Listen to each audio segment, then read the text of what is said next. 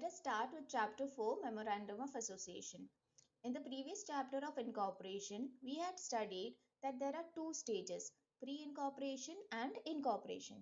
In incorporation stage, what was our first step? First step was Memorandum of Association preparation. So, MOA is the first document which is formed for a company. It is the most fundamental, meaning the most basic document of the company. It basically tells everyone who the company is and what it wants to do. Now, because it is a legal document, you have to register it with the registrar of companies. So, it has a set format also. The format contains 6 clauses. We will learn about the clauses later on. First, let us see the meaning of Memorandum of Association or an MOA. MOA is a fundamental document of the company which tells about the area of working of the company. It provides information about the objectives of the company. Now, what does the area of working and objective mean? Now, when new person meets you, they will ask you, what do you want to do in your life when you grow up, right? So, whatever answer you give is your objective of life and it will tell you about your life.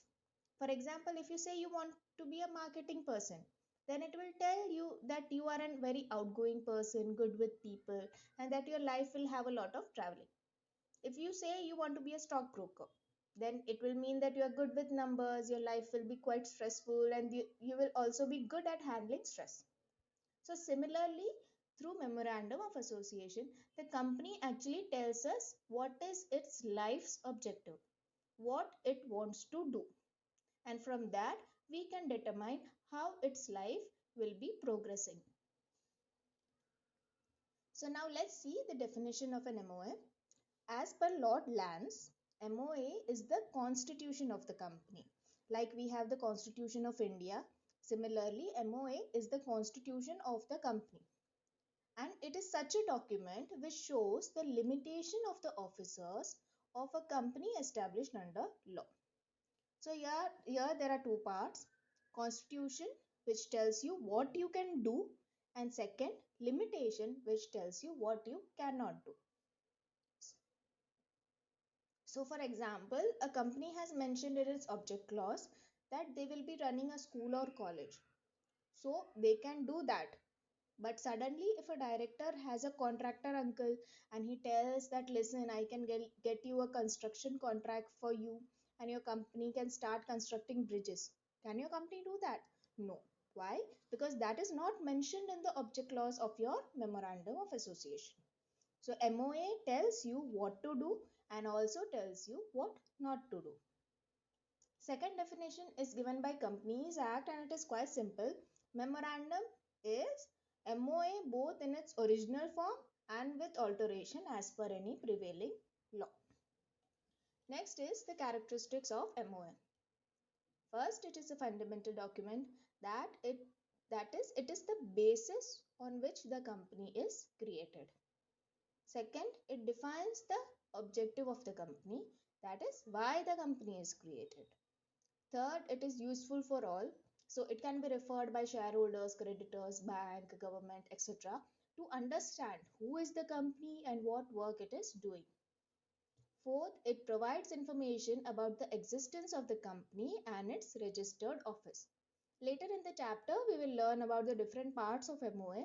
There we have this about the object clause, what is the objective, the address clause in which we will be mentioning the registered office, etc. With this, it is very difficult to change MOA.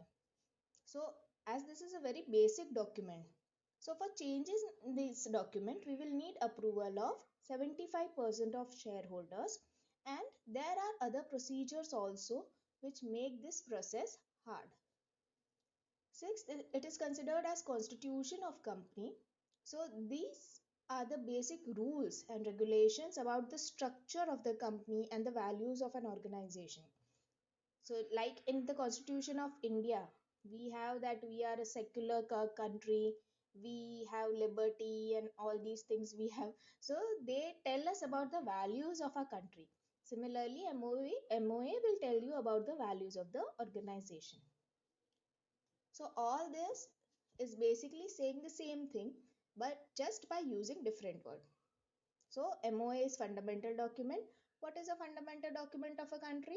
A constitution. So MOA is a constitution. What does MOA does? It defines the objective of the company and also provides other information about the company like registered office. Because it is providing so many information, it is useful to many people. And because it is a fundamental document, so it is difficult to change it. So you can derive one characteristics from the other characteristics. MOA contains 6 clauses: name, registered office, object, liability, capital, and subscription. This we will learn in the next session. Right now, so with this, we are completing the section. Next time, we will start with what is included in the 6 clauses. Till then, take care.